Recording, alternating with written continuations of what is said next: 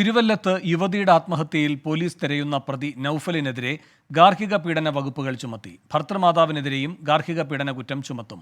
നൌഫലിന്റെ ഫോണും കാറും സഹോദരന്റെ ഭാര്യ വീട്ടിൽ നിന്ന് അന്വേഷണ സംഘം പിടിച്ചെടുത്തു.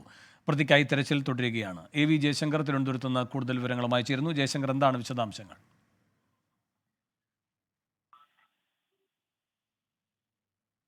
ജയശങ്കർ, കേൾക്കാമോ? എന്താണ് വിശദാംശങ്ങൾ? വേണു, പ്രതി നൌഫലിനെതിരെ ഗാർഹിക പീഡനത്തിനെതിരെയുള്ള വകുപ്പുകളാണ് പോലീസ് ചുമത്തിയിരിക്കുന്നത്. യുവതിയുടെ വീട്ടുകാരുടെ മൊഴിയുടെ അടിസ്ഥാനത്തിലാണ് ഈ വകുപ്പുകൾ ചുമത്തി പോലീസ് കേസെടുത്തത്. ഭർത്തൃമാതാവ് ഉൾപ്പെടെയുള്ള ബന്ധുക്കൾക്കെതിരെയും സമാന വകുപ്പുകൾ ചുമത്തി കേസെടുക്കുന്ന കാര്യം പോലീസ് പരിശോധിക്കുന്നുണ്ട്. കഴിഞ്ഞ ദിവസം നൌഫലിന്റെ സഹോദരന്റെ ഭാര്യ വീട്ടിൽ നിന്നാണ് മൊബൈൽ ഫോണും ഒപ്പം കാറും പോലീസ് സംഘം പിടിച്ചെടുത്തത്. പ്രതി നൌഫൽ ഇവിടെ ഒളിവിൽ താമസിച്ചിരുന്നതായാണ് പോലീസിന്റെ നിഗമനം.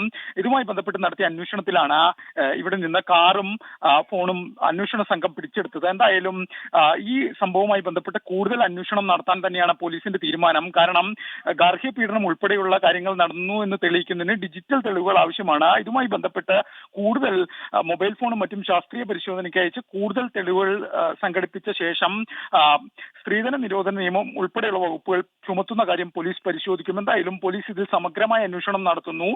നിലവിൽ പോലീസ് അന്വേഷണം തൃപ്തികരമാണെന്നാണ് ഷഹനയുടെ കുടുംബം വ്യക്തമാക്കുന്നത്. വേണം. എ വി ജയശങ്കറാണ് വാർത്തയുടെ വിശദാംശങ്ങൾ തിരുവനന്തപുരത്ത് നിന്ന് നൽകിയത്. 24 അഞ്ചിന്റെ വജ്രത്തിളക്കം.